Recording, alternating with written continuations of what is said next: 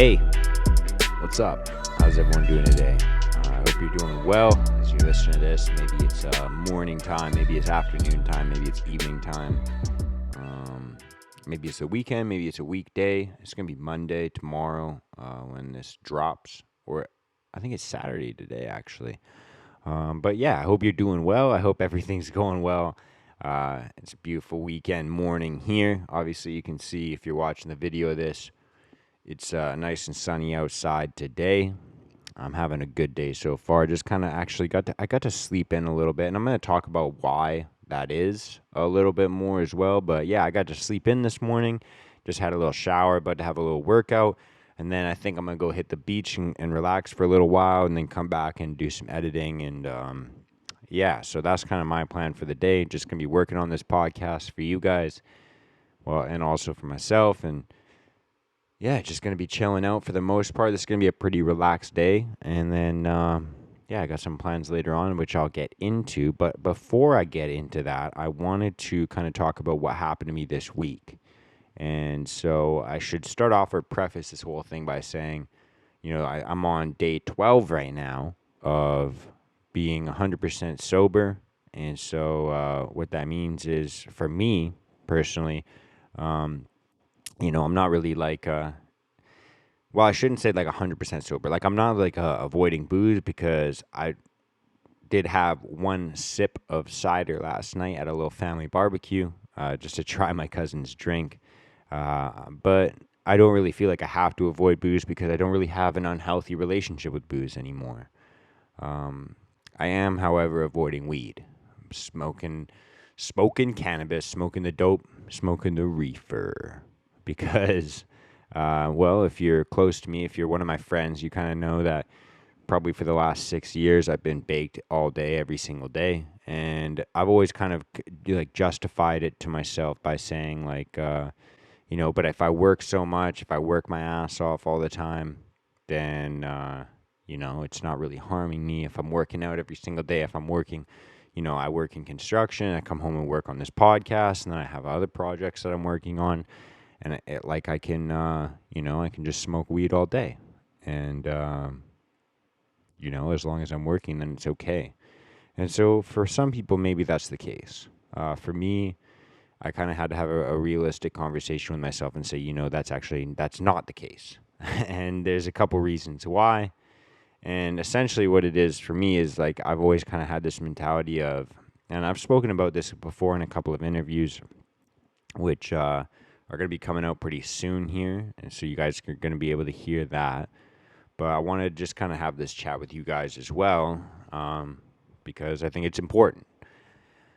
And so I found myself kind of feeling like, yeah, as long as I can kind of numb out some of this pain that I'm feeling, some of these negative thoughts that come into my head, these like, I get into these bad head spaces, I'd kind of self-medicate myself and think, it's okay to do this, because then I'm just going to be able to work more. I'm going to be able to work harder. I'm going to be able to focus more on whatever I'm doing. And then eventually I'll feel better. But that wasn't the case for me.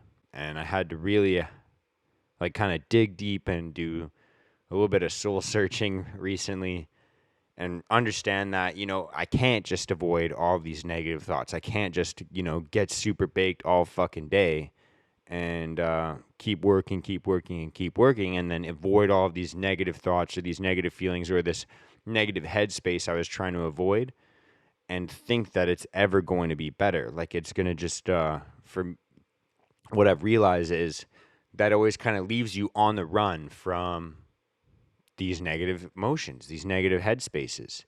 And that's no way to live. You can't just live on the run all the time, because we know, like, if you were to think about it in literal terms, in physical terms, like if you were running from demons every single day, thinking, oh, if I can keep running from these demons or keep running from these things, eventually I'll feel good. All of us are going to fatigue eventually. It may take a long time for some people. It might take a shorter period of time. But for some people, it might take a long time. But eventually, we all will fatigue if we're just consistently running from our problems. Whether that's using a substance or using a person that we're anything like that, or like video games or any type of escapism, any form of trying to distract yourself when those bad feelings come. And so that was what I've been dealing with. And so 12 days ago, as I was driving home from a little, like a little quote unquote, like a road trip with my girlfriend, I had like a little bit of a breakdown, and I decided, I can't keep doing this. I can't just keep running from my problems and kind of numbing myself out such that I can just work harder and feel better eventually. It's just not working for me, and it's not sustainable. It was kind of like a short-term fix for a long-term problem. And yeah, and I'm not saying that this is the right thing to do for everybody, even though I think it kind of is, but I feel like it's kind of something that, you hear about, and this is something that my girlfriend's told me about because, she knows quite a few people in her like personal life that are involved in the program, like AA or NA or whatever, and the way that she describes it is like it's kind of like a self-diagnosed thing, which I kind of align with, and I think that there's no way. And even people were telling me so many times, like, I think you might have a problem with this, and I'd be like, no, dude, I don't have a problem. And I even had people in my family or friends, like my friend groups, saying like, how could you have a problem? You're doing all this stuff right. And it's like, yeah, but there is some things that I'm not doing right. And so I really align with the idea of having it be like kind of like a self-diagnosis. And that was something that I needed because, I'm just such a kind of like a hard-headed, stubborn person that there's no way that I could have been told like, hey, you've got an issue that you've got to deal with. It was something that I had to kind of decide for myself. And realistically, it wasn't really something that I made a conscious decision of. It was like more of looking at my life thinking, I feel like I'm working so hard and I'm just not really getting to where I want to go. And I've tried changing everything in my life. I've tried working my ass off, physically. I've tried, changing my diet. I've tried working out more. I've tried setting a strict schedule for myself and waking up at a certain time. I've tried all of these different things in my life and thought, what is the one thing that I'm avoiding changing? What is the one thing that I'm kind of keeping as a constant in my life? The one thing I don't want to look at as a problem. And for me, that was smoking a lot of weed. So the long and short of it is, well, I guess I kind of just told you the long story of it, but I'm on day 12 today of being sober, not smoking weed all day. I did have, like I said, a little sip of cider last night from my cousin's drink at a barbecue just to kind of try it. And I was like, oh, how's that taste? Just because I haven't seen it before. So I was like, whatever. And yeah, so this week I kind of got hit hard. And I think it was mostly withdrawals, just because, you get so accustomed to, having like kind of a dopamine rush or a serotonin rush whenever you want when you smoke a lot of weed or, when you have any habit that you're addicted to, whether it's, fucking jerking off, watching porn, whether it's like playing video games, whether it's just watching Netflix, whether it's, I don't know, hanging out with an ex or like fucking hanging out with toxic people that really don't give a shit about you or eating junk food, whatever it could be. You get so accustomed to just getting your dopamine rush or your serotonin rush whenever you want it. You just hit this little fucking button, you do this little behavior, you do this little act that you're addicted to, and then you get your dopamine rush. And then, if you do that for long enough, that becomes the only way you can get your dopamine rush. And then once you stop that, your body's like, yo, what the fuck? We need our dopamine rush. And we're used to getting it from this source, and now we don't have it. And that's essentially what addiction is. And so that's what I had to come to terms with. And anyways, this week I got hit pretty hard with withdrawals from that addiction. I got kind of hit hard with that because, there was a couple times where I hit a couple rocky points in my week, whether it was struggles in my relationship, struggles at work, and each kind of struggle seemed to compound more and more and more to the point where I was thinking like, fuck, can I do anything right? I seem to just continuously be fucking these things up and I'm not feeling good and I don't really feel like I can, make any decisions properly, And I remember even having a conversation with someone in like the mental health group that we have where they're saying like, I really don't feel like I have a place in this world. I really don't feel like I belong. And I started thinking those exact same thoughts at the exact same time. Like and I think that we all get those kinds of feelings. And, well, when you start getting all these negative feelings, you start getting all these kind of compounding negative thoughts. You start getting like, dark thoughts, like super dark thoughts. The first thing you think of is, well, I just want to feel better. And how is the only way that I know to feel better? Well, the only way that I know how is the same way that I've been doing for the past 6-7 years. And that's how you kind of spiral back into the whole thing. And I'm thankful that I didn't actually go down that road.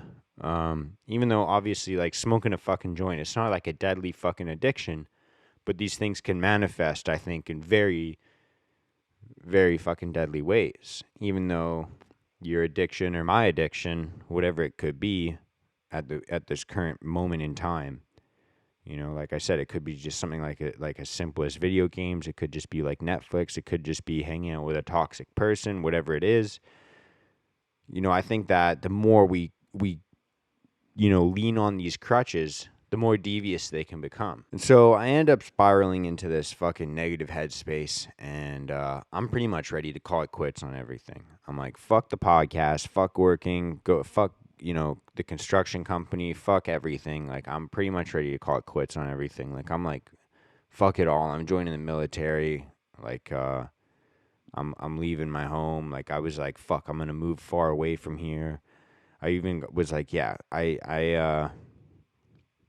you guys I'm sure that if you're listening to this podcast and you're as concerned about mental health as I am, I'm sure that you've kind of felt similar thoughts, and where these compounding thoughts go down, where you start wanting to just give up on everything. And I was pretty much in that headspace. And I don't want to just start talking about this to start thinking like, hey, this is how fucking terrible it was for me. I wanted to share this story because I wanted to share how I got out of that headspace. I wanted to talk about some of the ways that I was able to get out. Yeah. So essentially what had happened was my girlfriend ends up calling me, and she's very sympathetic for the first little bit, where I'm kind of just sitting on the phone bitching to her, like literally in tears bitching to her. And then she's, obviously really concerned. She's thinking in her head, like she's told me now, she's like, fuck, should I call some of his friends? Should I, like, at one point she's even like, should I take you to the fucking hospital? Like, what the fuck is going on? Like, it just was so out of character. And it got to the point where she just eventually got fed up and thought, like, fuck, this isn't who you are. This isn't what you should be doing. Like, you need to get your head out of your ass. She didn't say it in those words, but essentially that's what she's saying to me. She's like, you need to stop fucking doing this shit. Like, get your fucking head on straight. We need to get you back on track, focused on the goals that you have, that we have, that we're building towards. And so she's like, meet me at your parents' house. And so I drive to my parents' house, and I'm just sitting there on the tailgate of my truck. And obviously my dad hears my truck pull up. It's not the quietest vehicle ever. And I'm sitting there in the driveway, and she's sitting there beside me, and, he kind of comes out, and he can see I'm kind of like, he can see like I'm pretty pissed. I'm in this headspace that I've been describing. I started just having a simple conversation with him, and I think, like, I ask him literally, like, point blank. I'm like, do you ever just feel like a fucking failure? Like, everything you do, you fuck up, and there's nothing that you can do right? And he goes, yeah, of course I've had those feelings. And I go, well, what do you do when you consistently just fuck things up? Like, when you just fuck something up and you just literally can't get it right? And he hits me with, like, literally the most simple fucking basic man advice ever. He looks at me dead in the eye and goes, will I fix it? And I'm sitting there, and I look over at my girlfriend. She kind of starts smiling at me, like, kind of like, yeah, I can see the gears turning. And then I think, like, what do you mean? And he's like, I fucking look past it and I fix it. And for me, it kind of, it started to click then. I was thinking, like, maybe this isn't an insurmountable thing that I'm dealing with. Maybe this is just like a puzzle. It's like a problem. And maybe there is a solution. I'm just looking at it the wrong way. And so I continue to just keep asking him these questions. And I don't really think that it's anything in specific that he said. I think the main thing that happened was I started talking to the people that I loved, whether that's my girlfriend or my parents or whatever. I started opening up about how I was feeling. And when you start to do that, and this is something that I talk about all the fucking time on the podcast, but it helped me understand it in a more simple perspective. It's like, and it sounds so cliche, but it's like you just sit there and I'm like talking to, these two people that I love. And I'm like, hey, have you felt this way in the past? And they're like, yes, of course. That's very human to feel like. And then I'm like, okay, maybe I'm not as fucked up as I think. And maybe I am fucked up, but maybe I'm not as fucked up as I think. Everyone kind of feels this way. And I started thinking like, all right, like what did you do when you felt this way? Obviously, there's other people that feel this way, but like what did you do when you felt this way? And it's like, well, I looked at the problem realistically and almost, I wouldn't say unemotionally, but I just looked, I was told like, yeah, we looked at the problem and we started looking for solutions and we kept fucking trying. We kept plugging away. And that kind of embodies what this podcast is about, but it was a very kind of surreal experience for me. It kind of hit me really hard.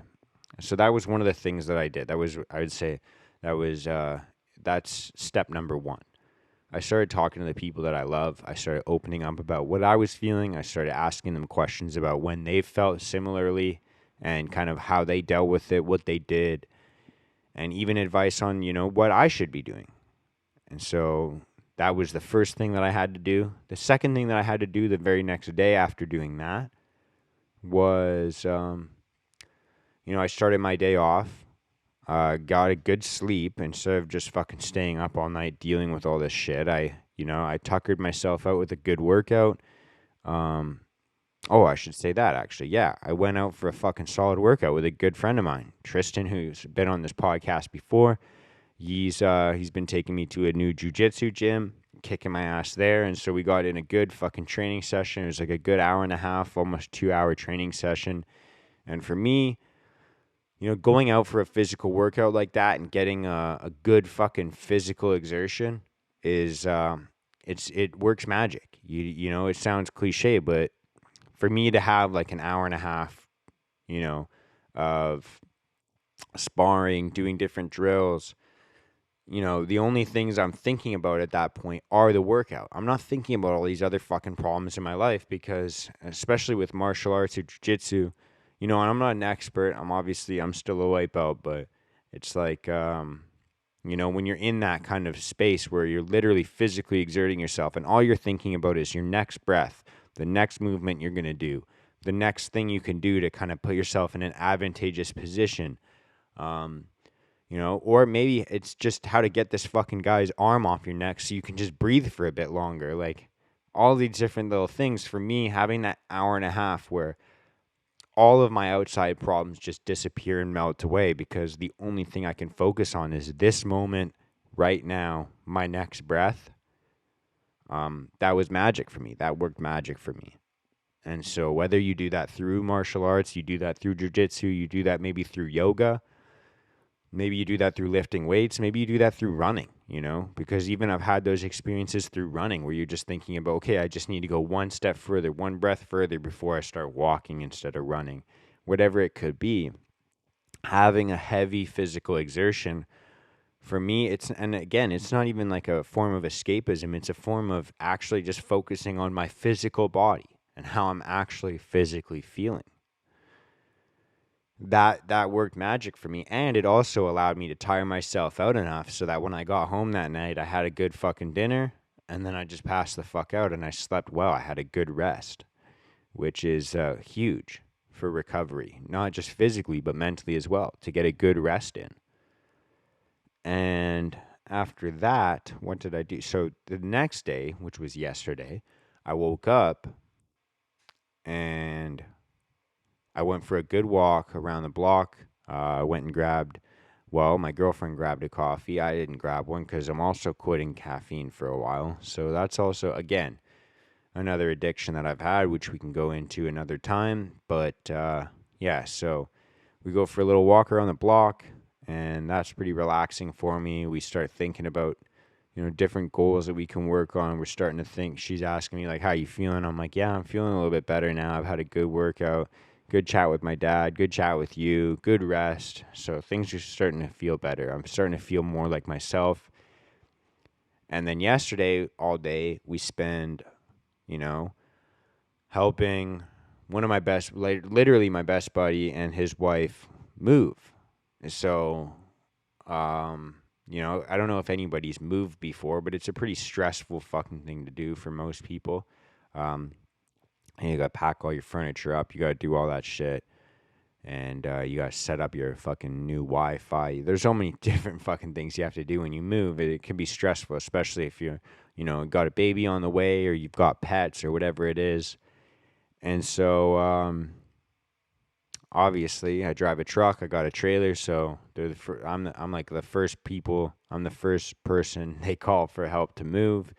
It's pretty typical, but it was also awesome for me, and I think it was powerful for me because the next thing I'd say that helped me out, kind of getting out of this headspace, was being able to be of service to somebody, was being able to help somebody else out in their time of need. And, maybe it's not like a critical time of need, like in their life, from my perspective, because they're not suffering or what have you.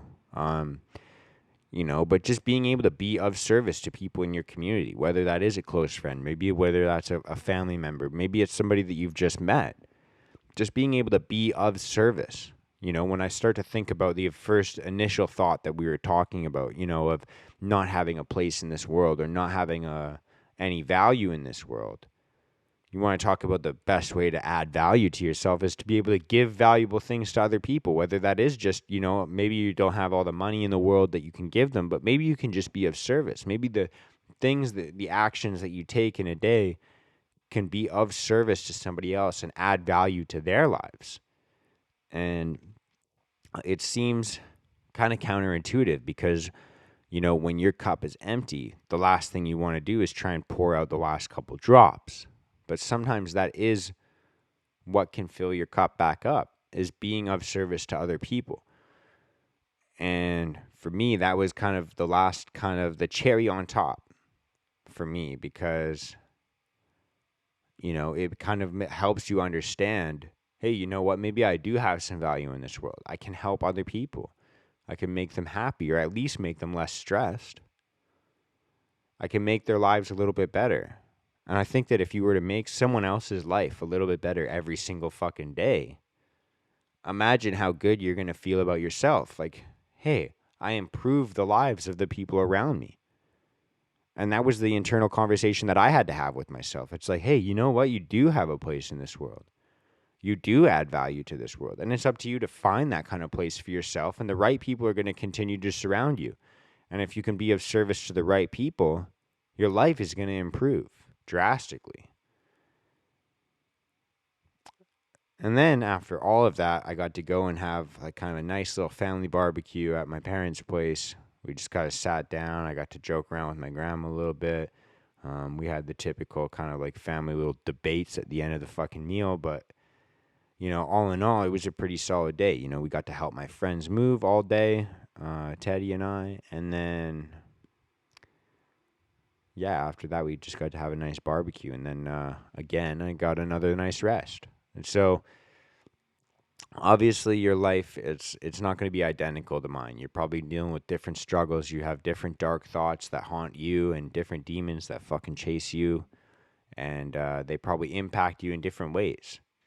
But I just kind of want to share some of these little tips that have helped me over the last 48 hours to get out of that headspace and to be able to start to feel a little bit more like myself.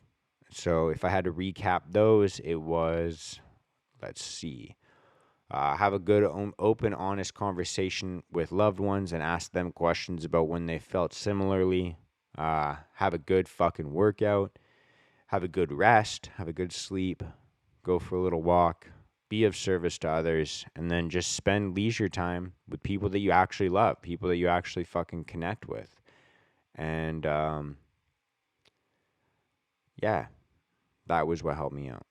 So I hope that kind of helps you guys out. Maybe if you're feeling similarly right now, maybe you kind of see me and you think, oh, this guy's life is fucking perfect, which I don't know why you'd think that, but maybe you do.